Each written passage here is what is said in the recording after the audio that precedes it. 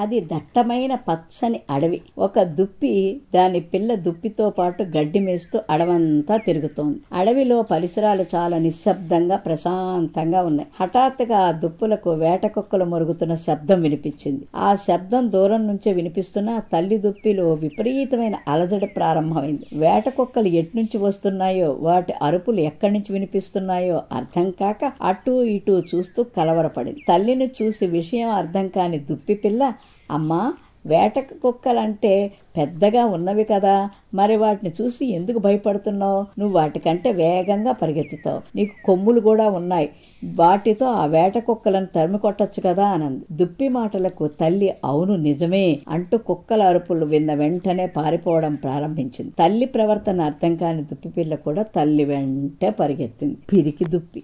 ఒకరోజు రఘు తన తండ్రితో పాటు ఒక కొండ ప్రాంతంలో నడుస్తూ వెళ్తున్నాడు. రఘు అడిగే చిలిపి ప్రశ్నలకు అతని తండ్రి ఓపికగా నింపాదిగా సమాధానం చెప్తున్నాడు. అంతలో ఒక రాయి తగిలి రఘు కింద పడిపోయాడు. దెబ్బ బాగా తగలడంతో అమ్మా అని అరిచాడు. అతను అరవకుండా మరోసారి అమ్మా అని శబ్దం వినపడంతో ఆశ్చర్యపోయాడు. ఆ శబ్దం కొండల్లోంచి రావడాన్ని గమనించాడు. ఆశ్చర్యాన్ని తట్టుకోలేక రఘు ఎవరు నువ్వు అని అడిగాడు, శబ్దం వినిపించిన వైపు చూస్తూ. ఎవరు నువ్వు? మరలా ఆ గొంతుకు పలికింది. రఘు మళ్ళీ కొంచెం గట్టిగా, నీకు ధైర్యం ఉందా అని అరిచాడు. అదే మాట ముందు కంటే గట్టిగా అతనికి వినిపించింది. ఆ మాట విని కోపం పట్టలేకపోయే రఘు పిరికి పందా అని నరాలు బిగబట్టి మరింత గట్టిగా అరిచాడు. అదేవిధంగా మరింత గట్టిగా పిరికి పందా అని వినిపించింది. ఇక లాభం లేదనుకున్న రఘు తండ్రితో, నాన్న ఏంటిది, ఎవరు నాన్న అక్కడ అని అడిగాడు తండ్రి. తండ్రి నవ్వుతూ కొంచెం ఓపిక పట్టు అంటూ, నువ్వు ఛాంపియన్వి అన్నారు గట్టిగా. నువ్వు ఛాంపియన్వి అనే శబ్దం మళ్ళీ వినిపించింది. ఆశ్చర్యపోయిన రఘుకి ఏం జరుగుతుందో అస్సలు అర్థం కాలేదు. రఘు తండ్రి అతనికి ఇలా చెప్పాడు, దీన్ని ప్రతిధ్వని అంటారు. జీవితం కూడా ఇలాంటిదే. నువ్వు ఏది పలికినా ఏది చేసినా దాని ప్రతిఫలం నీకు తప్పక లభిస్తుంది. మన జీవితం మనం చేసే పనులకు ప్రతిబింబం వంటిది. ప్రపంచంలో ప్రేమ, శాంతి వికసించాలి, అందరూ నీతో ప్రేమగా ఉండాలి అని నువ్వు అనుకుంటే నీ మనసులో ప్రేమ, శాంతికి అపారమైన చోటు కల్పించాలి. నీ జట్టులో పట్టుదల, విజయకాంక్ష రగిలించాలంటే నీలో అవి పుష్కలంగా ఉండాలి. లేకపోతే విజయం కాంక్షను పురికొల్పాలి. ఈ సహజమైన బంధం అందరి జీవితాల్లో అన్ని సందర్భాలకు వర్తిస్తుంది. జీవితానికి మనం ఏది ఇస్తే జీవితం అదే మనకు తిరిగి ఇస్తుంది. విజయనగరం మహారాజు దేవదత్తుడు కళాప్రియుడు. ప్రతిభావంతులైన కళాకారులను సముచిత రీతిలో ఆదరిస్తూ ఉండేవాడు. విజయనగరంలోని కళాకారులు తమ ప్రతిభను దేశ విదేశాల్లో చాటుకున్నారు. ఒకసారి పొరుగు రాజ్యమైన కళింగ దేశము నుంచి మదనమోహనుడు అనే చిత్రకారుడు మహారాజా దేవదత్తుణ్ణి కలిశాడు. మదనమోహనుడు ప్రతిభావంతుడే కానీ గర్విష్టి. మహారాజా, చిత్రకళలో నన్ను మించిన వారు ఈ భూలోకంలోనే లేరంటే అతిశయోక్తి కాదు. నా చిత్రాలలో ఎంతో సహజత్వం ఉట్టిపడుతుంది. మీరు నా కాలికి గండపండేరను తొడిగితే బాగుంటుంది అని ఎంతో అహంకారంతో అన్నాడు మదనమోహనుడు. మహారాజు దేవదత్తుడు తన ఆగ్రహాన్ని అణుచుకుని, మీ తైలవర్ణ చిత్రాలను మా దేశపు చిత్రకారులందరూ ముక్త కంఠంతో ప్రశంసిస్తే అలాగే సత్కరిస్తాను అన్నాడు. మదనమోహనుడు అదే అహంభావపూరిత స్వరంతో, నా చిత్రాల్లో చిన్న లోపం ఎత్తి చూపి నా చేత అవుననిపించినా ఇక జీవితంలో కుంచి చేత పట్టను అన్నాడు. మదనమోహనుడి చిత్రకళా ప్రదర్శన ఏర్పాటైంది. చూసిన వారంతా అతని ప్రతిభను వేనోళ్ల కొనియాడారు. ఆ ప్రదర్శనలో అన్ని చిత్రాలలోకి ఓ యువతి ద్రాక్ష పళ్ళ గుత్తి చేత పట్టుకొని ఉన్న వర్ణ చిత్రం విశేషంగా ఆకట్టుకుంది. ఎక్కడి నుంచో కొన్ని పక్షులు వచ్చి ఆ ఫలాలు నిజమైనవిగా భ్రమించి ముక్కుతో పొడిచాయి. అది చూసిన వారంతా హర్షధ్వానాలు చేశారు. చూశారా మహారాజా, నా ప్రతిభకు ఇంతకన్నా నిదర్శనం ఇంకేం కావాలి అన్నాడు మదనమోహనుడు విజయగర్వంతో. అదే సమయంలో సభికుల్లో ఓ యువకుడు ముందుకొచ్చి, మన్నించండి ప్రభు, ఈ చిత్రకారుడి చిత్రంలో జీవకళ లేదు. సామాన్యంగా పక్షులు మనుషులను చూసి భయపడతాయి. ఆ ఫలాలు సహజమైనవిగా ఉన్నాయి తప్పితే వాటిని పట్టుకున్న యువతి ముఖంలో జీవం లేదు. అందుకే పక్షులు ధైర్యంగా ఆ చిత్రం దగ్గరకు రాగలిగాయి అన్నాడు. ఆ యువకుడి మాటల్లో వాస్తవాన్ని గ్రహించిన మదనమోహనుడు అహంకారమంతా దిగిపోగా సిగ్గుతో తలదించుకున్నాడు. పూర్వం ఓ చక్రవర్తి దగ్గర రమణయ్య అనే తోటమాలి ఉండేవాడు. చక్రవర్తికి చెట్లన్నా మొక్కలన్నా ప్రాణం. తన ఉద్యానవనాన్ని చక్కగా చూసుకుంటున్న రమణయ్య అన్నా ఎంతో ఇష్టం.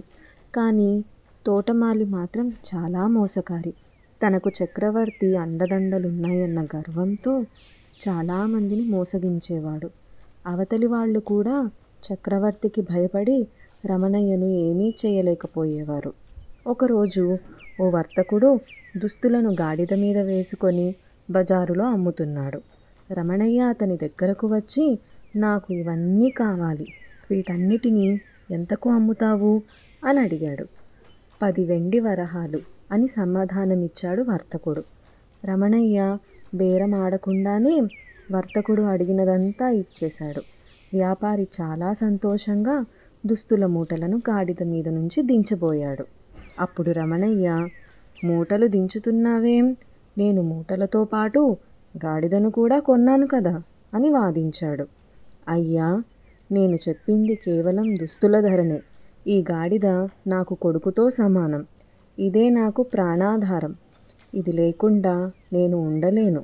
కావాలంటే ఓ 2 వరహాలు తగ్గించుకొని 8 వరహాలకు దుస్తులు తీసుకోండి అని వ్యాపారి ప్రాధేయపడ్డాడు. అయినా రమణయ్య వినలేదు. ఇలా ఈ వివాదం న్యాయాధికారి వద్దకు చేరింది. రమణయ్య చక్రవర్తి దగ్గర తోటమాలి అని న్యాయాధికారికి తెలుసు. అతనికి అనుకూలంగా తీర్పు ఇవ్వకుంటే చక్రవర్తికి తన గురించి చెడుగా చెబుతాడు అని భయపడ్డాడు. అందుకే తప్పంతా వ్యాపారిదే అని తీర్పు చెప్పాడు. రమణయ్య ఆనందంగా గాడిదను దుస్తులను తీసుకొని వెళ్ళాడు. వ్యాపారి మాత్రం ఏడుస్తూ ఇంటికి చేరాడు. తనను కన్న కొడుకుల అల్లారు ముద్దుగా పెంచుకున్న యజమాని దూరం కావడాన్ని గాడిద తట్టుకోలేకపోయింది. దీంతో రాత్రంతా అది పెద్దగా అరుస్తూనే ఉంది. దాని ఓండ్రకు రమణయ్యకు నిద్ర రాలేదు. దాన్ని వదిలేసి పనికి వెళితే చుట్టుపక్కల వాళ్ళంతా దాని అరుపులు భరించలేక రమణయ్యకు చీవాట్లు పెట్టారు. దీంతో అతడు దాన్ని తనతో పాటు తోటకు తీసుకువెళ్ళి తన పనిలో తాను నిమగ్నమయ్యాడు. కానీ అక్కడ అది అరవకపోవడంతో అమ్మయ్య, గాడిద దారిలో పడింది అనుకున్నాడు. కానీ అసలు విషయం చూసి రమణయ్య గుండె ఆగినంత పనైంది. చక్రవర్తికి ఎంతో ఇష్టమైన గులాబీ మొక్కలను, వాటి పూలను మొత్తం అది తినేసింది. అప్పుడే అటువైపుగా వచ్చిన చక్రవర్తి గులాబీ మొక్కల దుస్థితిని చూసి తోటమాలిపై పెద్దగా అరిచాడు. తను ఎప్పుడూ చక్రవర్తితో మాటలు అనిపించుకోలేదు. కేవలం ఈ గాడిద వల్ల నేడు తిట్లు తినాల్సి వచ్చిందని రమణయ్యకు కోపం వచ్చింది. పెద్ద కర్ర తీసుకొని దాని నడుము మీద గట్టిగా కొట్టాడు. అది అంతెత్తున ఎగిరి వెనక కాళ్ళతో ఫెడేల్మని రమణయ్య మూతి మీద తన్నింది. అంతే, ముందు పళ్ళన్నీ ఊడిపడ్డాయి. ఇది తన దగ్గర ఉంటే అనర్థాలు తప్పవని వెతుక్కుంటూ వెళ్ళి మరీ ఆ వ్యాపారికి గాడిదను అప్పచెప్పాడు. జరిగిందంతా వివరించి అమ్మయ్య, బతికిపోయాను అనుకుంటూ రమణయ్య వచ్చేశాడు. మోసం చేయాలని చూసిన రమణయ్యకు న్యాయాధికారి శిక్ష విధించుకున్నా తన గాడిదే సరైన బుద్ధి చెప్పిందనుకొని వ్యాపారి తన పనిలో తాను నిమగ్నమయ్యాడు. తిరిగి తన యజమాని దగ్గరకు వచ్చినందుకు గాడిద చాలా సంతోషించింది. ఎప్పటిలానే హాయిగా ఉంది. అప్పుడప్పుడు బజార్లో వ్యాపారి గాడిద ఎదురైతే రమణయ్య చేతులు అనుకోకుండానే తన మూతి మీదకు వెళ్ళేవి. అది చూసి వ్యాపారి చిన్నగా నవ్వుకునేవాడు. కథ సమాప్తం. ఒక రోజున నిండు సభలో అక్బర్ బీర్బల్ని అడిగాడు. బీర్బల్, ఒకవైపు న్యాయం, మరొక వైపు బంగారు నాణ్యం. ఈ రెండిటిలో నువ్వు దేన్ని స్వీకరిస్తావు? జహాపనా, నేను బంగారు నాణ్యాన్నే స్వీకరిస్తాను చెప్పాడు బీర్బల్. అది విని అక్బర్ దిగ్భ్రాంతి చెందాడు. ఏమిటి, నువ్వు న్యాయానికి బదులు బంగారు నాణాన్ని తీసుకుంటావా అంటూ కోపంగా ప్రశ్నించాడు అక్బర్. అవును ప్రభు అన్నాడు బీర్బల్.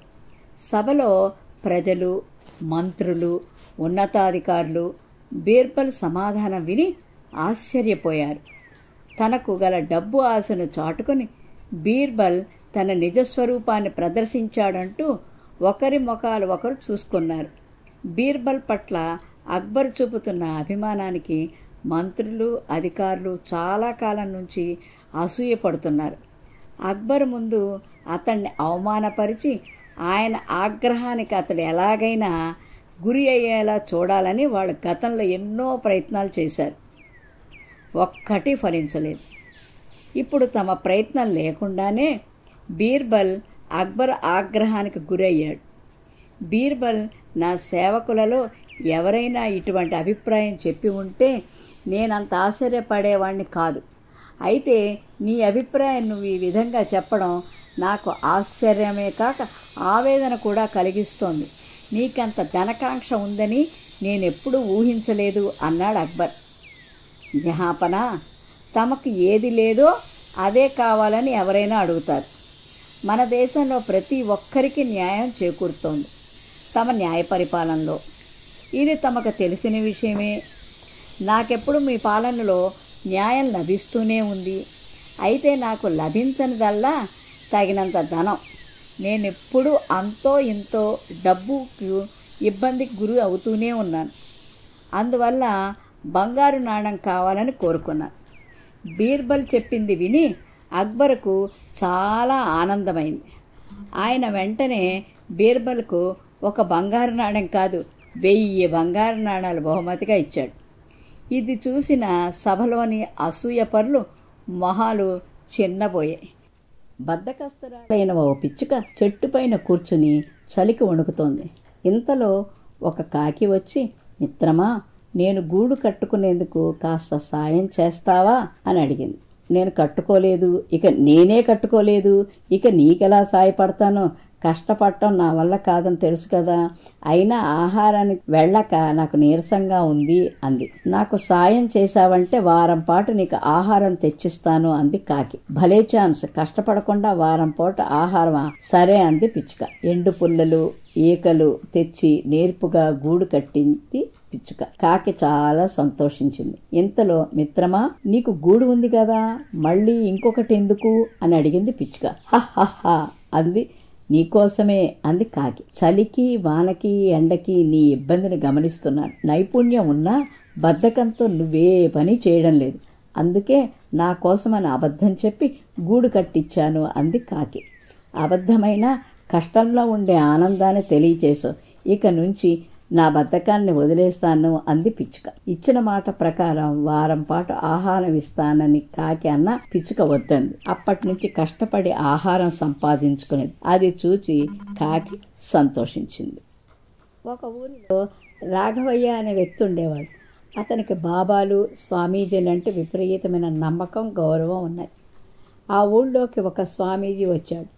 రాఘవయ్య స్వామీజీకి రుచికరమైన భోజనం పెట్టి, స్వామి, అబద్ధాలు చేయకుండా, పాపాలు చేయకుండా బతకలేని ఈ ప్రపంచంలో మీరు పాపరహితులుగా ఇంత నిర్మలంగా ఎలా ఉన్నారు అని అడిగాడు. ఆ సంగతి అలా ఉంచు. సరిగ్గా 7 రోజుల్లో ఈ ఇంట్లో మరణం ప్రాప్తమయ్యే అవకాశం ఉంది అన్నాడు స్వామీజీ. రాఘవయ్య కలవరపడి ఆస్తి పంపకాలు ఎలా జరగాలో, బాకీలు వసూళ్ల గురించి కుటుంబ సభ్యులకు వివరించి చిత్తశుద్ధితో దైవధ్యానం చేస్తూ సమయం గడిపాడు. 7వ రోజు రాఘవయ్య స్వామీజీని కలిశాడు. స్వామీజీ రాఘవయ్యతో, నాయనా, ఈ 7 రోజుల్లో ఎన్ని పాపాలు చేశావు అని అడిగాడు. స్వామి, మృత్యువుని ఎదురుగా ఉంచుకొని ఎలా పాపం చేయగలను అన్నాడు రాఘవయ్య. నీకు మరణం ప్రాప్తిస్తుందని నేను చెప్పలేదు కదా. మీ ఇంట్లో ఈవేళ ఆవు చనిపోతుంది. ఇక నీ ప్రశ్నకు నీవే జవాబు చెప్పు. నాలాంటి వాళ్ళు మృత్యువును జీవితాంతం మర్చిపోరు. అందువల్లే పాపాల జోలికి వెళ్లకుండా ప్రశాంతంగా జీవించగలం అన్నాడు స్వామీజీ.